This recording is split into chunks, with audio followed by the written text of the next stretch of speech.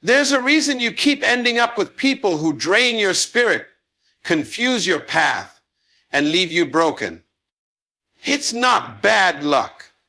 It's not coincidence. It's a mirror. And until you fix what's being reflected, you will keep attracting what hurts you.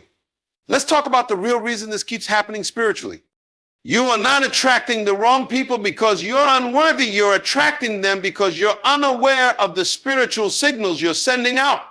Every soul emits a frequency, a spiritual invitation that says, this is what I believe about myself. This is what I think I deserve.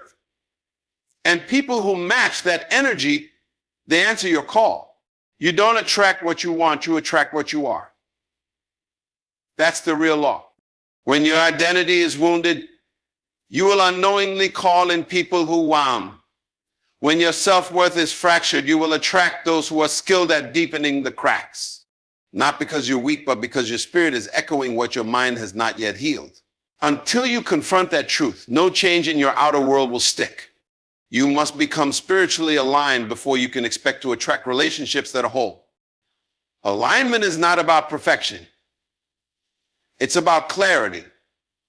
Who are you really? What do you truly believe about love, connection, purpose, and your own value? Because people are not just showing up randomly. They are spiritual confirmations of what you accept in silence. You cannot attract royalty while seeing yourself as unworthy. You cannot build a palace while living in the ruins of your past. If your heart still grieves what left you, if your spirit still clings to what broke you, then you will continue drawing the same type of soul in a different face. And the lesson will repeat, not to punish you, but to awaken you. There's a divine principle at work here. You never attract what's missing in your life. You attract what's missing in your identity.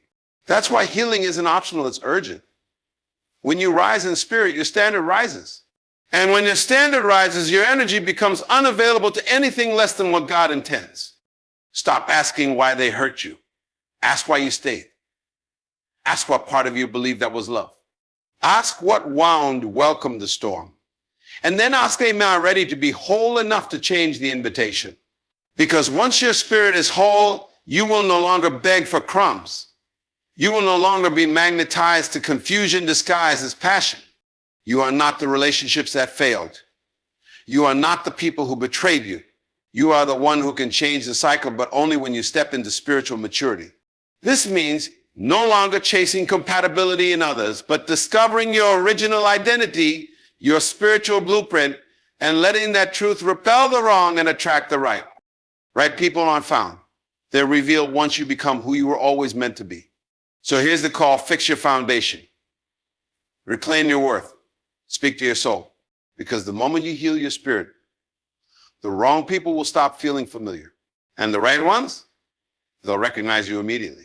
You don't attract what you want, you attract what you are. It's not about desires you say out loud, but about the energy you silently carry. Every thought you believe, every emotion you suppress, and every fear you bury becomes part of the frequency you emit into the world. People don't respond to your potential, they respond to your current spiritual condition. If your heart is full of doubt, you'll draw in uncertainty. If your identity is rooted in past rejection, you'll keep finding those who abandon. You may crave stability, but your unresolved chaos causes storms. You may wish for genuine love, but if you still believe you're not enough, you'll keep meeting those who confirm it. Until your inner state transforms, your outer world will echo its flaws. What's inside is louder than anything you say. Your spirit introduces you before your mouth does. So the question is not what you want, but who you become. True change begins when your identity aligns with your destiny. That's when the right connections find you without effort. Your life shifts not by force, but by frequency. Change your energy, and the people around you will change too. The wrong ones will disappear, and the right ones will feel like home. Wounded identities invite wounded relationships. You can't attract someone whole when your soul is still bleeding. Your pain becomes a magnet for more pain, not because you deserve it, but because like energy seeks like. If you've never confronted your abandonment, you'll keep meeting people who leave. If you've never addressed your shame, you'll be drawn to those who make you feel small. The people who come into your life are not always sent to heal you. Some are there to reflect your deepest wounds. They expose what still hurts, what still needs love, what still needs forgiveness. Healing yourself is not just about moving on from the past. It's about stopping the cycle from repeating. Every time you ignore your emotional injuries, you grant them more power over your future. A wounded identity can make dysfunction feel like love and toxicity feel like passion. That's why wholeness isn't selfish, it's survival. You must become what you need before you can sustain it in someone else. When you know who you are without your wounds, you'll no longer accept love that cuts. The more you heal, the less chaos feels familiar. Your spirit sends out silent invitations based on your self-worth. Without saying a word, your soul broadcasts your beliefs about who you are and what you deserve.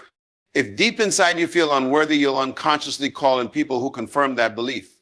They'll treat you like an option, not a priority. They'll mirror the doubts you carry but never speak. The invitation is invisible but powerful. The higher your self-respect, the stronger your boundaries. The stronger your boundaries, the clearer your signal becomes. No one can enter a space you've secured with clarity. But when your self-worth is shaky, your energy becomes available to anyone with a promise. You stop mistaking attention for affection and chemistry for connection. But when you stand in your worth, your spirit only recognizes those who match it. Invitations stop going out to people who only take because your spirit no longer makes space for them. And when your worth is no longer negotiable, your energy becomes a sacred gate, not a revolving door. Your spirit becomes a filter that no longer entertains what's beneath you. People reflect what you unconsciously accept about yourself. The way others treat you is often a mirror of how you treat yourself internally. If you allow disrespect, chances are you've tolerated it privately long before someone showed up to display it. If you believe you're unworthy, people will unconsciously pick up on that and act accordingly. You're not being punished, you're being shown what parts of your identity need to rise. Every mistreatment is a spotlight on your silent agreements. Every betrayal is a reminder of where you still doubt your value. You don't teach people how to treat you with your words, you teach them with your energy. And your energy is shaped by your beliefs. When you shift what you tolerate in your spirit, people will start responding differently without you even explaining why. Your presence will speak boundaries your voice never needs to raise. You don't need to fight for respect when you embody it. You don't need to beg for love when you live like you deserve it. What you accept privately becomes what you receive publicly. So choose your inner agreements wisely. Healing is not optional, it's the gatekeeper to better relationships. You cannot enter new seasons carrying the weight of old wounds. Every unhealed part of you becomes a door left open for pain to re-enter. When you don't confront your emotional injuries, you become a prisoner to the past. Healing is the process of closing doors that trauma left wide open. It's not about forgetting, it's about transforming. When you heal, your standards shift. What once excited you begins to repel you. Chaos no longer feels like passion and drama loses its grip. You begin to crave peace more than attention. Healing sharpens your vision. You start to see people not for who you want them to be, but for who they are. It teaches you to pause before choosing, to wait before welcoming, and to protect your energy like your life depends on it, because it does. Wholeness attracts wholeness. But healing isn't comfortable, it's confronting. It breaks you to rebuild you. But once it's done, your spirit becomes unrecognizable to the pain that used to find you. The wrong people confirm the broken parts you haven't faced. They don't arrive randomly, they're attracted to what's unhealed in you. They sense where your boundaries are weak, where your confidence shakes, and where your identity is negotiable. And without saying a word, they match those fractures. Not to ruin you, but to reveal you. Every toxic connection is a reflection of something that still lies in your spirit unchecked. It's not about blaming yourself, it's about becoming conscious. Until you face the wound, the wrong people will feel strangely familiar. Their chaos will echo something you've known before. That's not love, it's repetition. Healing is what breaks the pattern. But to heal, you must first recognize the pattern. You must be honest about the parts of you that have been in survival mode for too long. The wrong people are teachers in disguise. They show you what you need to stop allowing. And when you finally get the lesson, they disappear. Not because they changed, but because you did. Alignment with your true identity repels toxic connections. When you know who you are, you no longer make room for who you're not. Your identity becomes a filter that blocks out what doesn't belong. When your spirit is aligned, your energy becomes precise. It draws in people who match your mission, not your confusion. Toxic connections lose their access because your soul recognizes them before your emotions can get involved. Alignment brings discernment. It quiets the need for validation and amplifies your inner voice. That voice says, this isn't peace. That voice says, you're not meant for this. And when you listen, the wrong people lose their grip. Alignment is not about being perfect. It's about being honest. Honest about your standards. Honest about your calling. Honest about your value. When you're aligned, desperation dies. You stop chasing what doesn't feed your spirit. You start attracting relationships that nourish, not drain. Because when your identity is clear, your path becomes guarded by purpose. A fractured spirit will always attract emotional chaos. The world outside you is just a reflection of what lives inside. If your spirit is scattered, broken, or lost, you'll feel strangely at home in dysfunction. You'll confuse intensity for intimacy and chaos for connection. Not because you want pain, but because pain feels familiar. A fractured spirit doesn't know how to rest. It clings, it chases, it compromises. It settles for survival when it was meant to thrive. Emotional chaos isn't always loud. It can hide in silent desperation, in pretending, in hoping someone else will fix what you haven't faced. But until you become whole, peace will always feel foreign. You must gather your scattered pieces not for someone else, but for yourself. Healing begins when you realize you deserve calm.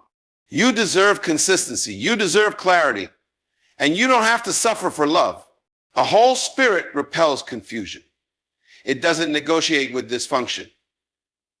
It waits, it walks, and it rises above what used to feel like home.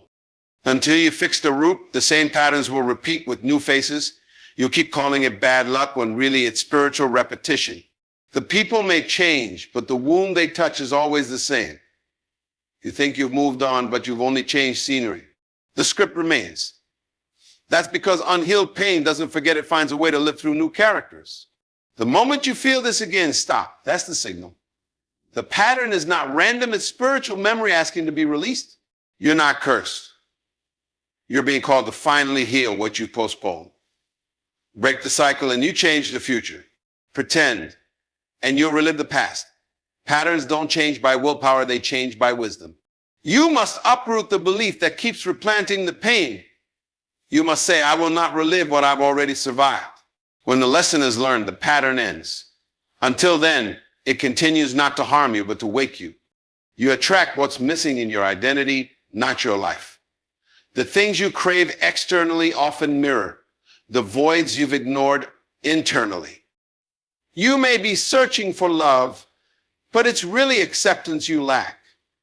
You may chase success, but it's a sense of worth you truly seek. When you don't know who you are, your spirit compensates by trying to find it in others. And in doing so, you open the door to people who exploit your search. They come not to complete you, but to reflect the confusion within. The emptiness isn't filled by them, it's revealed. Until you heal your identity, nothing external will satisfy. You'll keep reaching, attaching, and settling. But the wholeness you're looking for isn't out there, it's already inside, buried beneath pain, fear, and forgetfulness. Reconnecting with your true identity changes your standard. It shifts what you accept.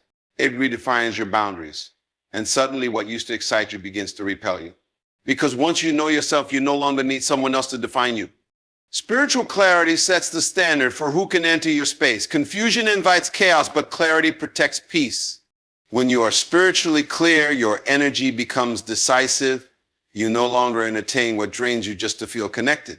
You no longer keep doors open to people who only bring fog. Clarity says no with confidence and yes with wisdom.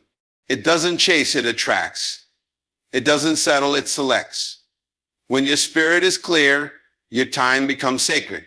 Your energy becomes expensive. And your space becomes a sanctuary, not a battlefield. People who once had easy access suddenly feel the distance. Not because you've changed outwardly, but because your standard has elevated silently. Clarity becomes a filter. It separates purpose from distraction. And when you're clear on who you are, you won't bend for someone who can't see your worth. You'll wait, you'll walk, and you'll welcome only what aligns. Because clarity isn't just a spiritual protection. Once your soul is whole, confusion no longer feels like love. You stop mistaking pain for passion and instability for intimacy. You no longer fall for what triggers you, you wait for what heals you. Wholeness teaches you to recognize peace even when it's quiet. It gives you eyes to see red flags that once looked like roses. When you're whole, you lose your appetite for drama. You no longer need someone to complete you because you're already complete. And from that place, you attract differently. You engage differently. You discern faster. Confusion begins to irritate your spirit instead of exciting your emotions.